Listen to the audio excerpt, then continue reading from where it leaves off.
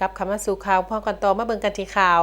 องค์การแนวเล่าสังสรรค์เมืองสนัดสมบูรณ์เผยแพร่มติกองประชุมใหญ่ครั้งที่12ติดพันกับการสุกอยู่เวียกงานหักฐานอยู่ตัดแสงสะพายในวันที่15กรกฎาคม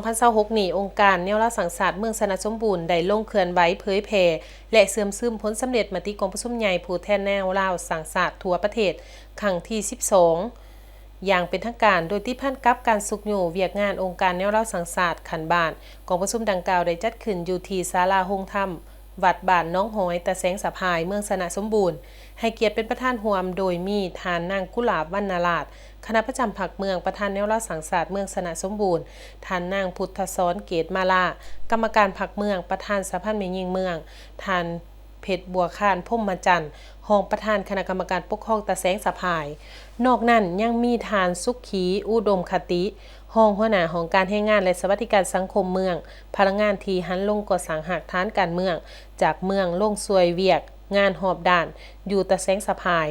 พร้อมด้วยองค์การปกครองบ้านองค์การแนวรัฐสังสรรค์ขันบ้านและพ่อแม่ประชาชนเข้าร่วมอย่างพร้อมเพรียงโอกาสอันมีความหมายนี้ทานนางกุหลาบวรรณราชประธานแนวรัฐสังสรรค์เมืองได้มีคำเห็นกล่าวถึงจุดประสงค์ของการลงเคลื่อนไหวในครั้งนี้โดยเน้นนักว่าแมนเพื่อแน่ใส่พันธุ์ขยายและเสื่อมซึมมติกองประชุมใหญ่ผู้แทนแนวรัฐสังสรรค์ทั่วประเทศครั้งที่12ให้เข้าถึงกงจักการจัดตั้งและพ่อแม่ประชาชนในขันหักฐานอย่างทั่วถึงเคียงคู่กันนั้นยังเป็นการเพิ่มทวีความสามัคคีเป็นเอกภาพสุกอยู่บทบาท10หน้าที่และปรับปรุงกลไกการเคลื่อนไหวเวียกงานขององค์การแนวรัฐสังสรรค์ขันบ้านให้มีความเข้มแข็งสามารถเฮ็ดหน้าที่เป็นขัวต่อที่นักแน่นระหว่างภาครัฐกับประชาชนบรรดาเผ่า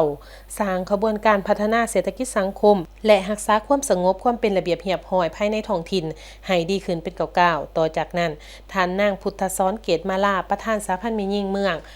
ได้ให้เกียรติคืนผ่านมติกองประชุมใหญ่ครั้งที่9ของศูนย์กลางสาพันธ์แม่หญิงลาวเพื่อยกให้เห็นถึงทิศทางแผนการและเวียกงานจุดซุ้มของสาพันธ์แม่หญิงให้ผู้เข้าร่วมได้รับรู้และเข้าใจตื่มอีก